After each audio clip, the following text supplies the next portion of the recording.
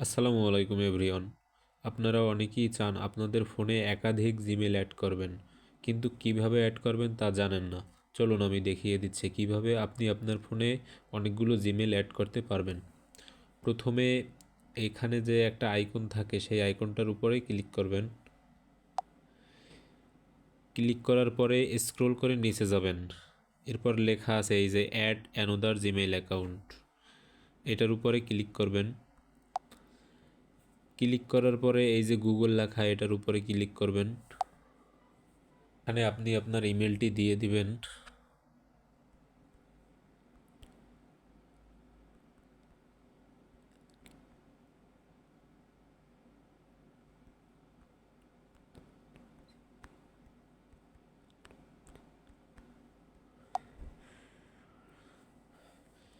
এখানে আপনি আপনার জিমেলটি দেওয়ার পরে আপনি এখানে পাসওয়ার্ড দিয়ে নেক্সট দিয়ে দিবেন।